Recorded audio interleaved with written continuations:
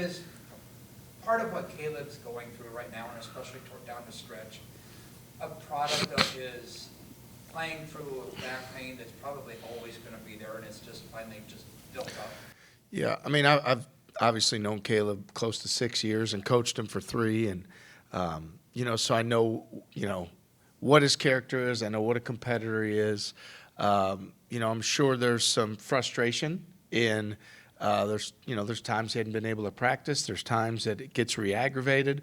There can be things in a game that can make it flare up, set it off. So I don't know specifically, like minute to minute, moment to moment, how he's feeling in that moment with his back. What I can say is that obviously he's a highly competitive guy. He plays hard. He wants to do what he can for his team. And, there's a little bit of frustration that set in probably over that on Saturday. And so he's continued to work and do everything he can within his control. We're just going to keep taking it one day at a time. He's got to do what he can, make sure he's getting the treatments he needs to and doing the stretching and all the things that he can do and put himself in the best position he can, for that game on that day. And we'll just take it as it comes. Reflected on Saturday and watched the film, was it just reinforced what your feelings were after the game? Yeah, I mean, they're certainly a very good defensive team and maybe as good as any in the league, or probably, as good defensively that way. And they take a lot of pride in it, too. You can tell it's something that they, as a coach, when you watch someone on film and you play against them, you can be like, all right, they're probably spending about 2 hours a day guarding people and just taking pride in doing it. So, I think for us, when we weren't seeing the ball go through the hole at certain points, whether it is foul line, layups, jump shots, whatever you want to call it, that had a little bit of a mental effect on us. And then I'd say, it seemed to go fast, right? Like it was a game that you felt like we still were in a great position, and then all of a sudden they score, they hit a transition 3, now it's 5. And I think everything we talked about after the game still would hold true, that like we've got to stay poised, we got to stay together. We certainly, we can't have unnecessary fouls where we give our opponents essentially the opportunity to get free points at the foul line. And then we've got to be able to do our job, when we get those opportunities. So I think it still, comes down to that, did on Saturday.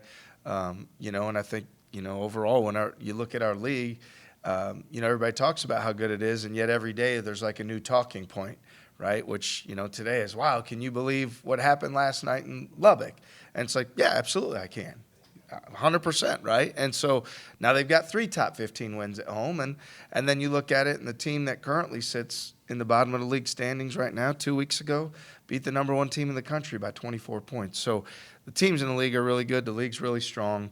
You've got to do everything you can to not put yourself in any deficit, and I thought we did some things Saturday that didn't give us our best chance.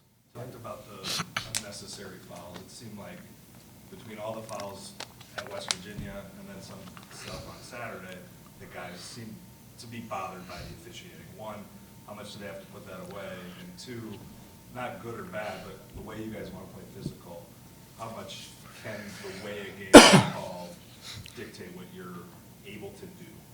Yeah, specifically pertaining to our game last Wednesday, there was a fair amount of fouls that we fouled, and we weren't as disciplined and as mentally tough as we need to be, and that was part of it, And I think then what happens for young people is, they see on social media, or somebody comments and they see the foul count was 30-19, and they overturn that, and you start to pay attention to the wrong stuff. And do I feel like we paid more attention to all that than we needed to? For sure we did. It certainly. We pride ourselves on being very mentally tough and getting on to the next thing. And for whatever reason, there was still lingering effect to that whole thing on Saturday. And then you feel like I felt like I don't think there's anything that that we should feel like, I don't know, like bad about, or we're not getting to get, like, we just got to be smarter. We got to be tougher. Like, we play a physical brand of defense. We don't have an issue when we're trying to take a charge or block a shot at the rim. When we come with force and we play physical, we don't want to get fouls, grabbing and holding, or hand checks, or, when we could have finished a play with 2 hands and we didn't, and now we're in a tough spot. Those are the fouls we got to eliminate. And I think we had a good amount of those on Wednesday, and then, carried over a little bit on Saturday. So hopefully it's something that we're past. What has enabled TCU, while battling high-profile health issues with Miles and Lampkin, to, if not win at the same clip they were winning at, still remain highly competitive regardless of component each night? Well, they're old, they're experienced, they're tough physically. They've got a lot of big physical bodies. Their identity, even as they've had guys out, they fly the ball up in transition, and Ball probably is the main culprit of that, even as much as Miles gets credit. Ball's really good at that, and he makes a ton of plays for guys in transition. So he's still doing that. They are awesome on the offensive glass, and they've continued to do that, and they still have the bodies to do that. And then they're just a physically tough team. I think they've got a really good coach, and they've got guys that play really hard. And so for them, certainly, Miles is, preseason player of the year in the league and all that stuff, and he's a really good player and impactful. But they've got a culture and a belief and a physical toughness to how they do things that, it's more than just one guy or, a couple guys out. They've got a lot of other guys that play a lot of college basketball games that can carry that job out as well. With 2 straight home games, not having to travel and stuff, does that allow you to kind of clean up some of these areas that you're looking to clean up? Yeah, I mean, it's certainly when you have practice time, that's helpful. We've been able to have yesterday and today.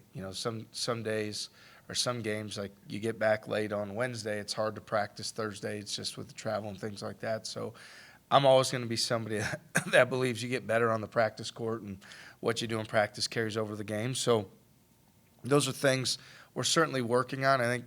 But keeping our focus mentally is so important, too, in the moment, because it's easy to talk about in practice, but then when you get frustrated, how do you handle your frustration in the moment? And we teach our guys, we try to give them skills and tools of how to respond to things in the moment. And at the same time, they're, 18 to 23, 24-year-olds that, they're still learning. They're still figuring things out. They're still working through those. So I think a lot of the things right now for us are working through some of those things mentally far more than the basketball piece even, and just making sure we're mentally tough in those challenging moments. You made a point, even in tough games, to highlight how good the team's effort has been. And how tough is it to prevent slippage in what you talked about, the mental toughness, when you guys play the way that you play? I mean, how tough is it to not have a game or two, which you've had, where you slipped a little bit? Yeah, I mean, when you look at the quality of opponents in our conference and over an 18-game slate, I think you'd look at every team in this league, and at some point you'd say there's some slippage. Maybe they're a little tired mentally. Maybe you caught them at the right time. We're still, right now, 10 days removed from, the game against Kansas, where I'm like, that was a masterpiece. Like, we did a great job on both sides. So everybody's had it happen. We talked about Baylor lost 3 in a row. Kansas lost 3 in a row. And those teams could end up being 1 seeds in the NCAA tournament. They lost 3 in a row in our league. So the league's really good. We need to understand that at all times. We need to not hang on to, we know there's going to be certainly a game, and we've had it, where you let one get away. And then there's going to be the game where, last time we played TCU, Gabe Kelsher hits a big shot, and we kind of stole one, So everything's in play. Everything's going to happen. You got to take it all one day at a time. Just keep focusing on doing what you can control, and understand that, like, anything that's happened, I don't think it's like a trend or the sky is falling. It's more just like really good league, really good teams, really small margin. Get back to practice, do what you can, be ready for the next one. Do you plan that Miles will be available for them? We do. Our way of preparing it always is that, that their best players would always be available. And then we're certainly aware that doesn't always end up being the case, but we prepare and plan for practice as he's going to play and Lampkin's going to play.